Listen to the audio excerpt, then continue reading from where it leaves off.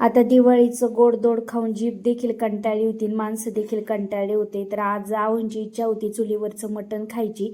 तर म्हणलं ठीक आहे, चला जायच्या अगोदर एकदा पुण्याला मटण झालंच पाहिजे आणि ते देखील चुलीवरचं खायचं होतं.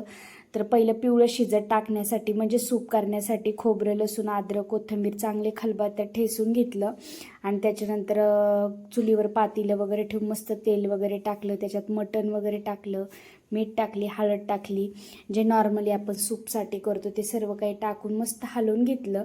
कारण आता दिवाळीचं फराळाचं खाऊन खाऊन सगळ्यांनाच कंटाळा आला होता आणि पुण्याला देखील जायचं होतं. तर ते बोलले की मला जायच्या अगोदर एकदा चुलीवरचं मटण खायचं आहे. तर म्हणलं ठीक आहे चला, त्यांच्यासाठी तर एवढं तर झालंच पाहिजे.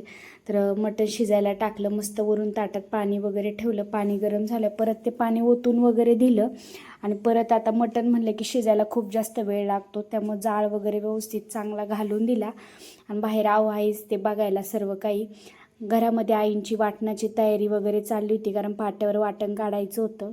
तोपर्यंत माझ्या बाजरीच्या भाकरी इकडं गॅसवर करायचं चाललं होतं, कारण मटण म्हणलं बाजरीच्या भाकरी तर पाहिजेलच आणि पाट्यावरचं वाटण पाहिजे, तेव्हाच जाऊन मटण खाल्ल्यासारखं वाटतं. तर म्हणलं ठीक आहे चला, आता इकडं सासूबाईंचं पाट्यावर वाटण वगैरे चाललं होतं, तोपर्यंत बाहेर मटण वगैरे शिजून झालं होतं. तर म्हणलं चला लाल तिखट वगैरे टाकून घेतलं, वाटण वगैरे टाकलं. वाटणाची रेसिपी या अगोदर आपल्या चॅनलवर शेअर केलेली आहे, तुम्ही जर बघितली नसेल तर प्लीज जाऊन चेकआउट करा.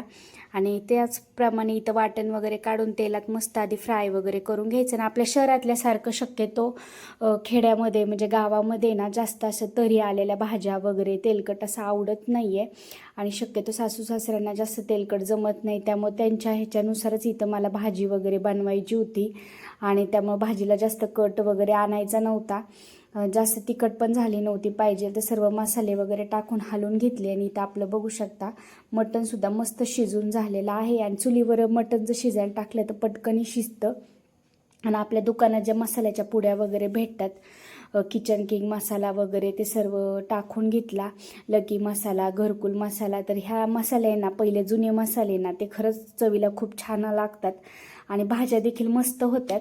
पण आता इतके मसाले आलेत ना, त्याच्यामुळे किती टाकलं तरी भाजीला म्हणावं अशी चव येत नाही आहे. तर कटोऱ्यामध्ये पाणी वगैरे ओतून टाकलं. जोपर्यंत आता मटणाचा आरक रश्श्यात उतरत नाही तोपर्यंत चांगलं मटण शिजून दिलं आणि त्याच्यानंतर मस्त कोथिंबीर वगैरे टाकली. तुम्हाला माझे गावाकडचे व्हिडिओ कसे वाटतात ते मला कमेंटमध्ये नक्की सांगत जा, मी रिप्लाय देण्याचा नक्की प्रयत्न करेल. आणि मी आता पुण्याला आली आहे, तर 2-3 दिवसात आपले पुण्याचे ब्लॉग शूट होतील. तर इथं मस्त आपलं मटण देखील रेडी आहे आणि बाजरीच्या भाकरीसुद्धा रेडी आहेत. तर मग या जेवायला, भेटूया उद्याच्या ब्लॉगमध्ये. बाय.